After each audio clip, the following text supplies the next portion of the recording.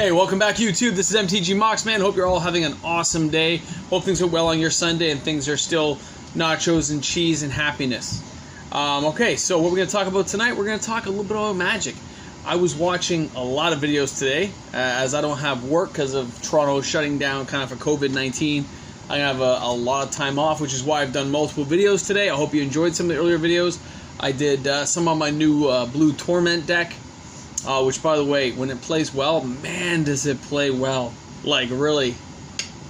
And when it doesn't play well, you're like, I got really close, but I didn't quite get it. So I hope you got a chance to watch. I already put 3 videos up today. This is going to be number 4 in one day. So I hope you enjoy it. Now, pardon me while I just, I got to make sure this doesn't go on camera. There we go. Pardon me. Just chilling out on a Sunday since I don't have work in the morning. I'll be working from home. Just got to keep my computer open, answer questions and emails, which I've been doing all weekend with a lot of frequency. And for those of you who know me out there in the real world, remember, please don't comment on my personal stuff. I prefer not to. I like to keep it real and keep it to what I'm talking about at the moment. Okay, so in Magic, anyway, I said I was watching a lot of videos today, and I watched a lot of these mystery box openings, and it is kind of funny. I love seeing that many sets opened up from so many variations. I love the fact it's so random and it's cool with original printings. But I still think Wizards could do this on their own in such a way they could have, once a year do like a 500-600 card set and, charge a little bit more. Because it would just be awesome to see it go over and over again year after year to see what they would change up. When I saw, Lorwyn, and you saw Mirrodin,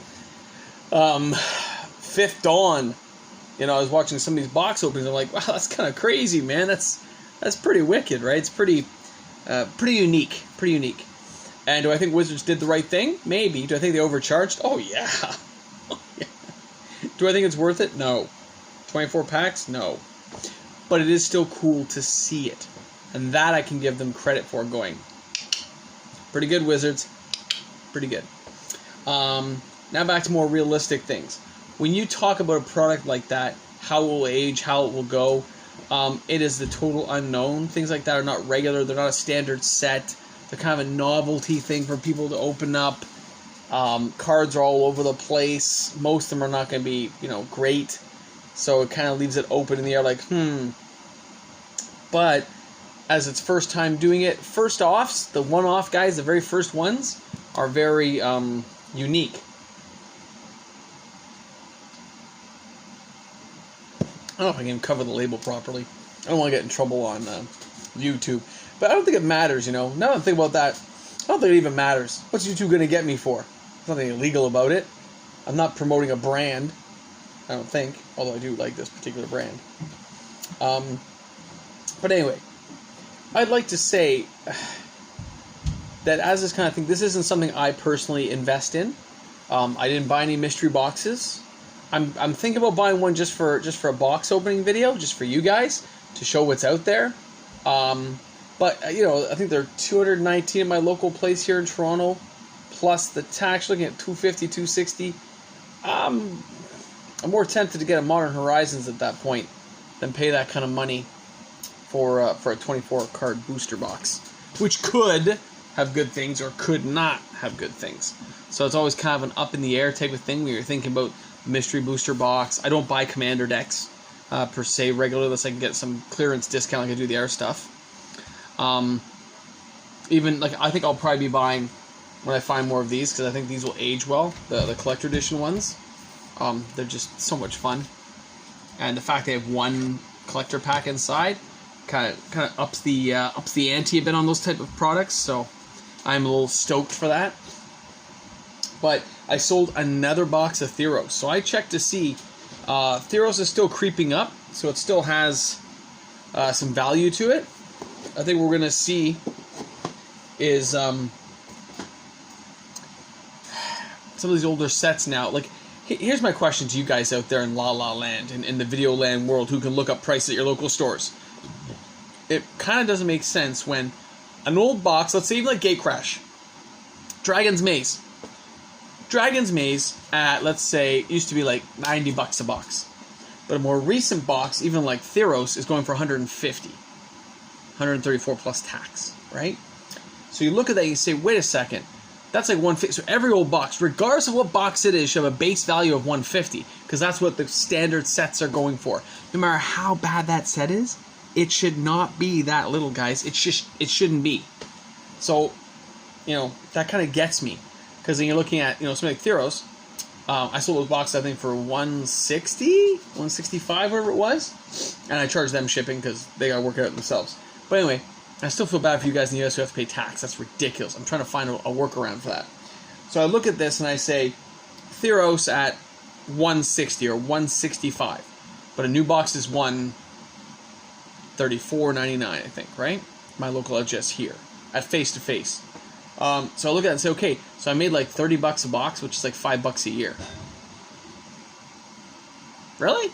It's like 2.5% when you look at it that way, right? So it's a little bit ridiculous. So I don't like that when I look at it profit that way. Now, I can do that. Like I still made money, so I can't complain. But if you're trying to reinvest in Magic, it's cutting your ability to reinvest by 35%. Like if I want to go buy a new box at 160, I'm basically only making 10 or 12 bucks a box, which is no profit at all when buying a new box.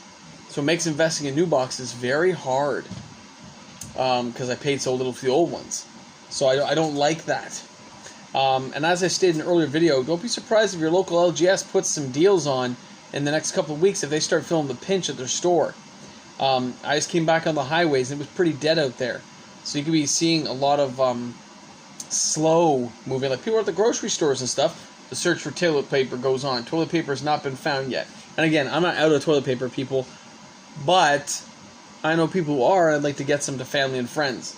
So, and thank you for those who text me. I appreciate it. So I look at that and I say, okay, here I am, chilling out. Thinking about my box of Magic, seeing what I've got out there available in the market for people. And some of it started to move, guys. So it's like, okay, take some time. It's like 30, 35 days to move those 2 boxes of Theros.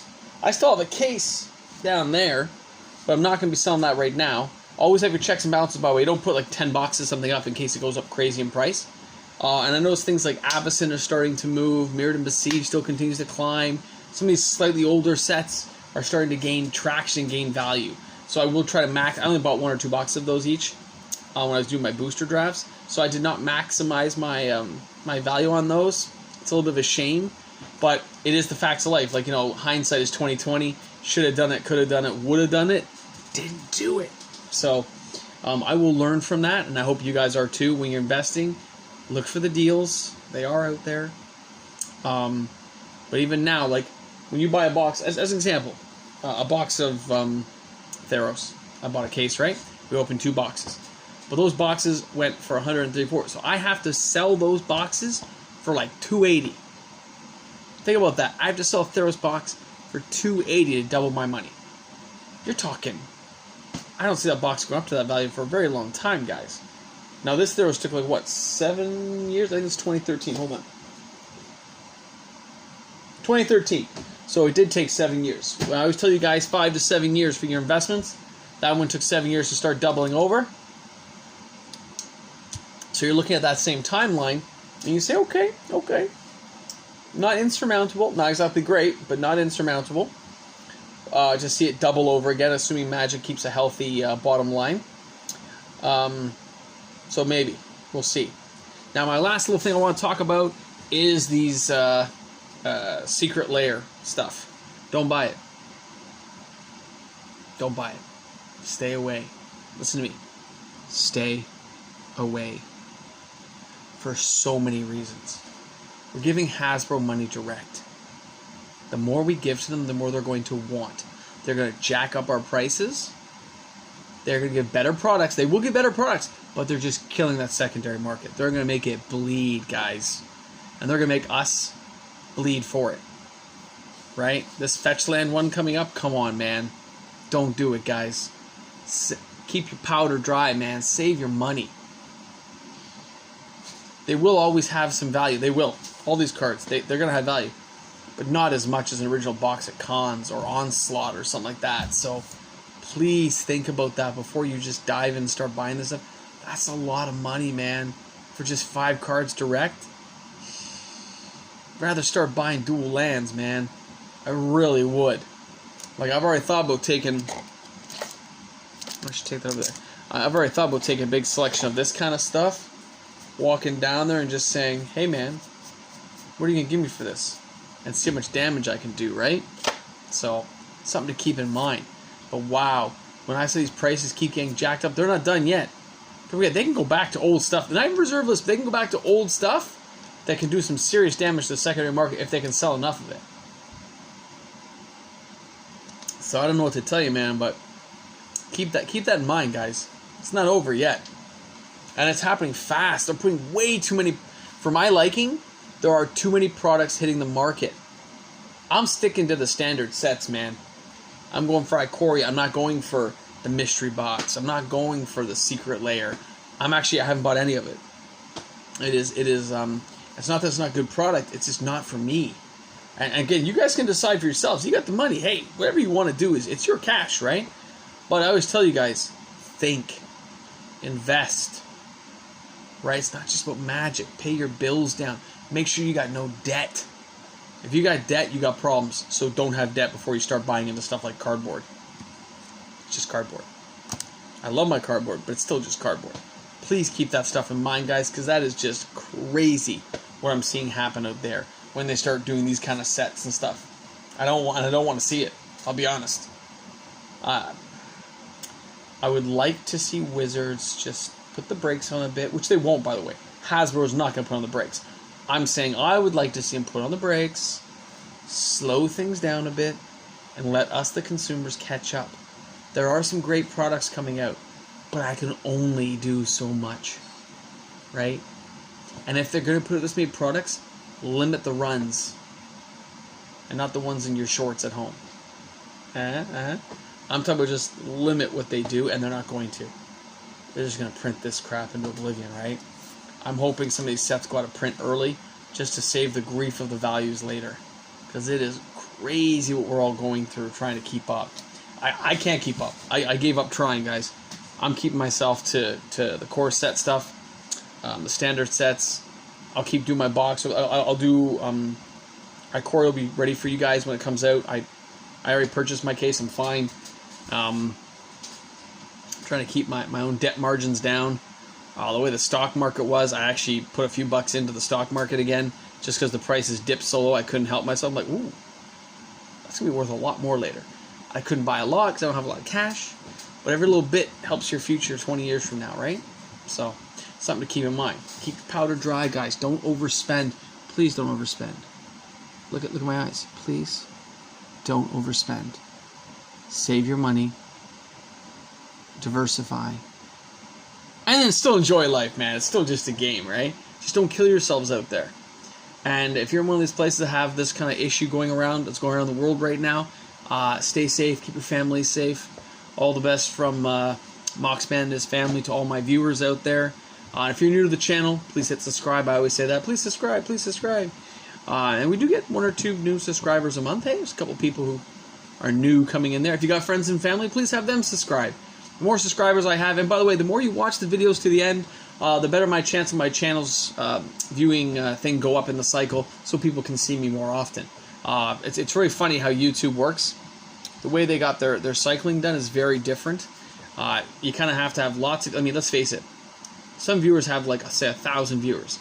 We only have, like, 20, 30 views a video. Okay, I actually have viewers who are watching. I got 77 on my thing now.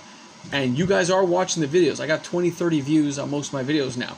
So about half you guys are actually taking the time, and I appreciate that, to watch my videos and watch them to the end, which helps my viewership, helps my things. But you know, if you take a break for 30 seconds and put in there one of my videos on the background, then take a break for 30 seconds and put in there video on, it actually increases my viewing. It raises those numbers up, right? So it'd be awesome if you guys can reach out there, grab me a couple. I'd love to close it on that first 100. It'd just be awesome. I don't care. Make a new fake email address. Get me a viewership.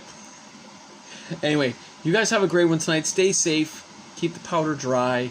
Unless there's something you really got to have. Like, I'm thinking to dip my foot in for a couple of cards that are old cards, reserve list stuff, just because I want them. And when you want something, you want it.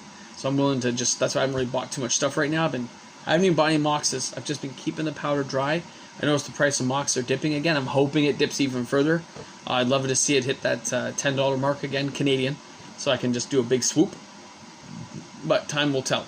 Okay? Thanks a lot for tuning in tonight. This is MTG Mox Man. I'm out of here. Thanks a lot for viewing, guys. And remember, at the end of the video today, if you watched it right to the very, very end, that's right, the word of the day is swallow your soul. All right, guys, keep the nachos and cheese coming. MTG Mox Man, I'm out of here.